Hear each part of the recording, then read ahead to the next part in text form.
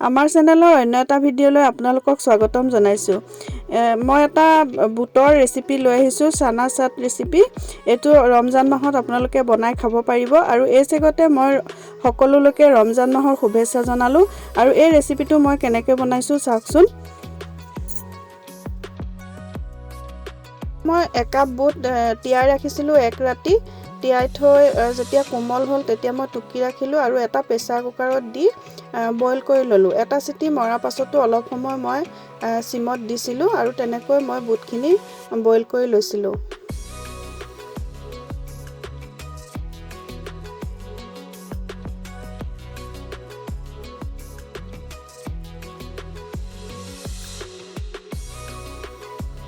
এয়া মোৰ বুটখিনি বইল হৈ গ'ল।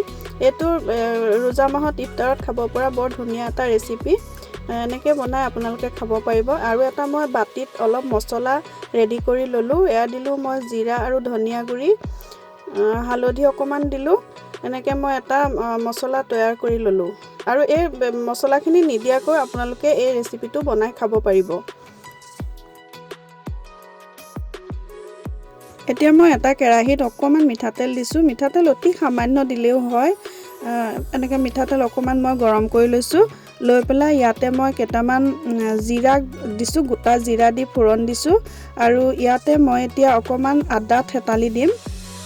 এয়া দিলোঁ আদা অকণমান থেতালি। আৰু ইয়াতে অকণমান হিং ব্যৱহাৰ কৰিছোঁ। হিংটো নিদিলেও হ'ব, দিলে অকণমান ভাল লাগে খাবলৈ, সেইকাৰণে মই হিংটো দিছিলোঁ। আৰু ইয়াতে হিংখিনি দি অকণমান সময় ভাজি লৈছোঁ এয়া। আৰু তাৰ পাছত মই ইয়াতে বুটখিনি ঢালি দিম।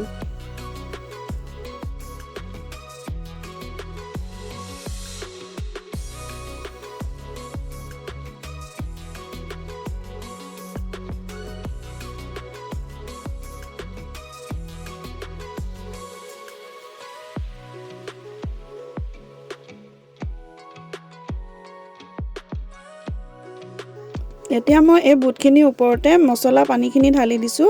মছলা নিদিয়াকৈও আপোনালোকে খাব পাৰিব, বা মছলাখিনি তেলখিনিত দি অলপ পগাই লৈ তাৰপাছত বুটখিনিও দিব পাৰিব। মছলা নিদিয়াকৈ এই ৰেচিপিটো ভালেই হ'ব। মই অকণমান মছলা ব্যৱহাৰ কৰিছিলোঁ।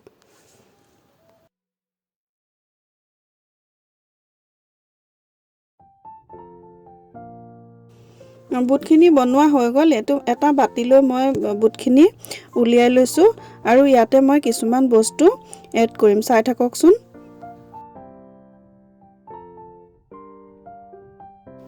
এয়া মই এটা আলু বইল কৰি লৈছিলোঁ আৰু পিঁয়াজ, ধনিয়া, তিয়ঁহ, কেঁচা জলকীয়া আৰু বিলাহী সৰু সৰুকৈ কাটি লৈছোঁ।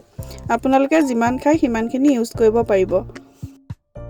এয়া মই গোটেইখিনি বস্তু বুটখিনিৰ লগতে দি দিছোঁ আৰু দি ধুনীয়াকৈ গোটেইখিনি মিলাই দিম।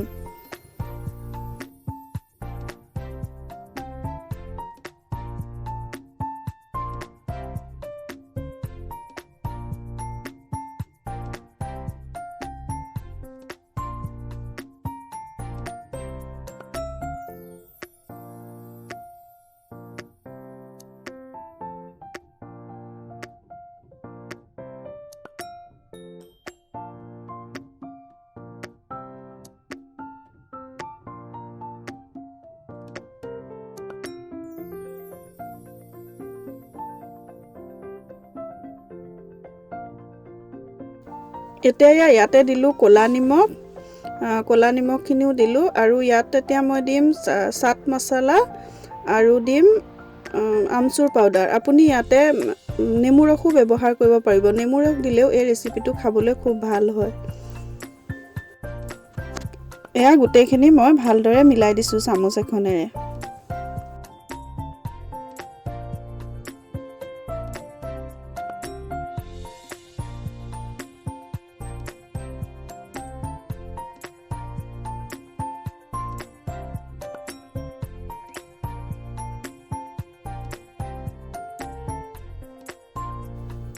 কেইটামান বাদাম ৰোষ্ট কৰি শুকান টাৱা এখনত ৰোষ্ট কৰি সেই বাদামকেইটাও ইয়াতে মিলাই দিলোঁ। এনেকৈ বনালে খাবলৈ খুব সোৱাদ হয়। এই বুটৰ ৰেচিপিটো আপোনালোকে এইবাৰ ৰমজান মাহত ইফতাৰত বনাই খাবচোন, খাবলৈ খুব নিশ্চয় ভাল পাব। আৰু আজি যদি মোৰ এই ৰেচিপিটো আপোনালোকৰ ভাল লাগিছে তেতিয়াহ'লে প্লিজ মোৰ চেনেলটো ছাবস্ক্ৰাইব কৰিব, লাইক শ্বেয়াৰ কমেণ্ট কৰিব আৰু কাষতে থকা বেল আইকনটো প্ৰেছ কৰি অল কৰি দিব। তেতিয়া মোৰ আহিবলগীয়া ভিডিঅ'ৰ ন'টিফিকেশ্যন আপোনালোকে পাই থাকিব। ভিডিঅ'টো চোৱাৰ বাবে বহুত বহুত ধন্যবাদ।